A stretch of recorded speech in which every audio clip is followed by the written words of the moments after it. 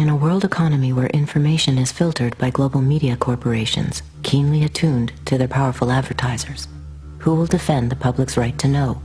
And what price must be paid to preserve our ability to make informed choices?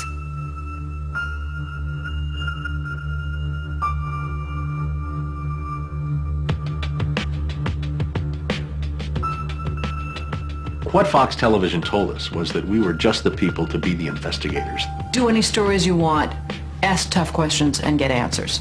So we thought, this is great, this is a dream job, fantastic. The very first thing they had us do was not to research stories, but to shoot this promo, which was The Investigators.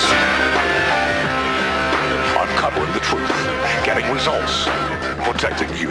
And they had a film crew and a smoke machine, and we were silhouetted. Investigative reporter Steve. One of the first stories that Jane came up with was the revelation that most of the milk in the state of Florida and throughout much of the country was adulterated with the effects of bovine growth hormone, the artificial hormone that farmers were injecting into their cows so that they would produce more milk.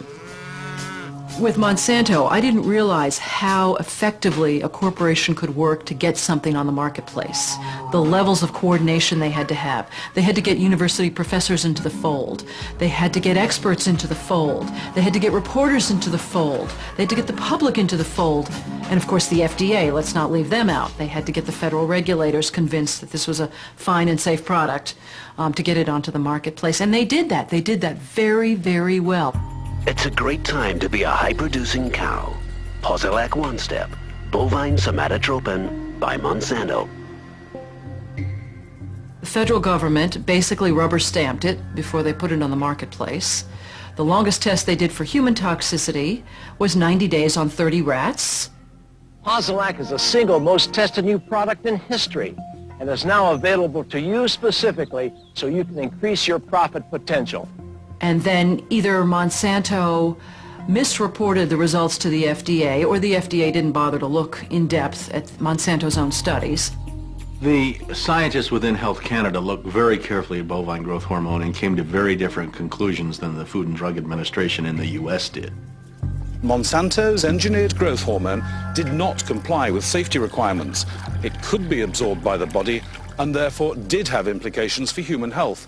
Mysteriously, that conclusion was deleted from the final published version of their report. They knew there were problems. They saw serious potential human health problems, and they stood up in Canada and said, we're not going to approve this because we don't believe it's safe. We have been pressured and coerced to pass drugs of questionable safety, including the rBST. I personally was very concerned that there's a very serious problem of secrecy, conspiracy, and things of that nature, and something needs to be done. The FDA was then on the hot seat. They had to come up with an answer. They didn't come up with a good one. And they never took the opportunity then. I mean, what would they do? Pull it off the market and say, we need to now do the job that we didn't do the first time? They didn't do that. We wrote the story. We had it ready a week beforehand. They bought ads. Farmers in the milk industry say it's safe, but studies suggest a link to cancer. Don't miss this special report from the investigator. That Friday night before the Monday this series was to begin, the fax machine spit out a letter from this very high-priced lawyer in New York that Monsanto had hired.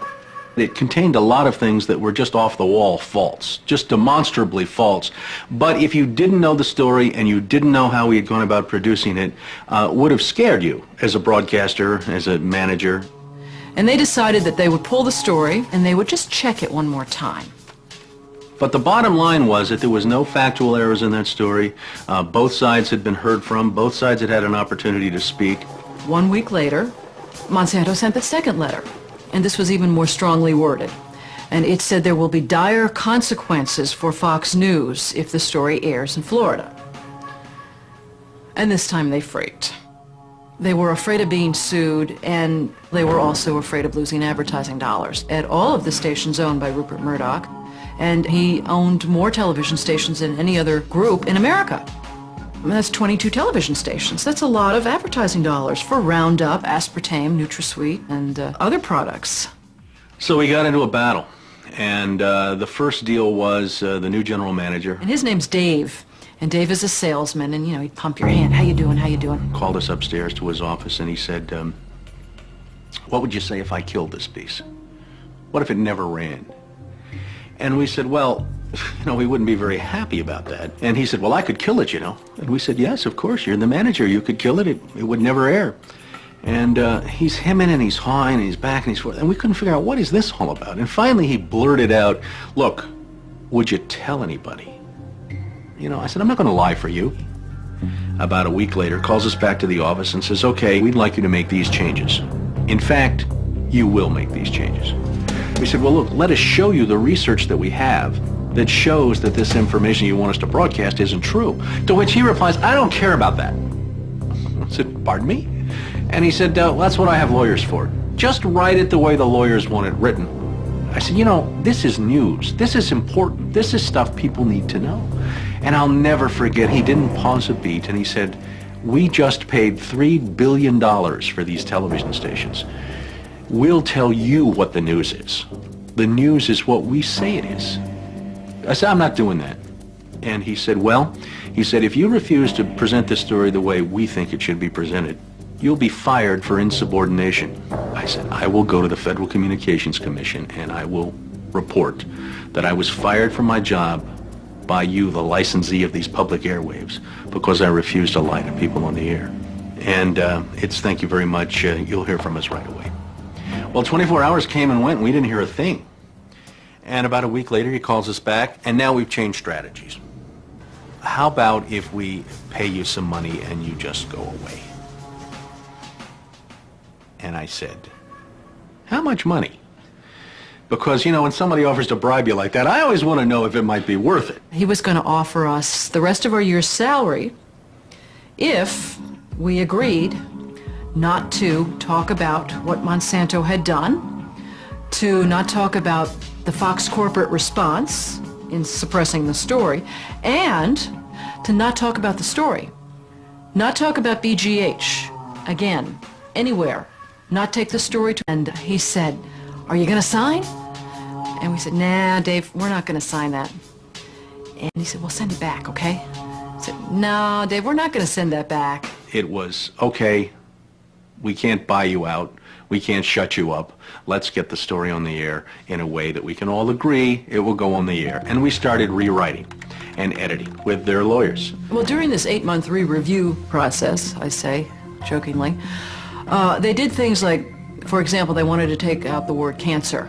You don't have to identify what the potential problem is. Just say human health implications. Any criticism of Monsanto or its product, they either removed it or minimized it. And it was very, very clear, I would say, almost every edit they made to the piece, that was the aim. And we changed this and this and this, and then that wasn't good enough. Okay, now change this and this and this. Now change this and this.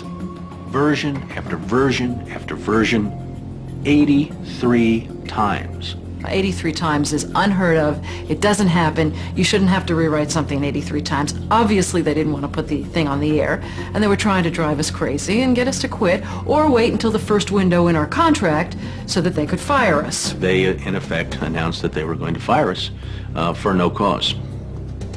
Well, this was a little much. And Steve wrote a letter to the lawyer in Atlanta, whose name is Carolyn Forrest, the Fox corporate lawyer. And I said, this isn't about being fired for no cause. You're firing us because we refused to put on the air something that we knew and demonstrated to be false and misleading. That's what this is about.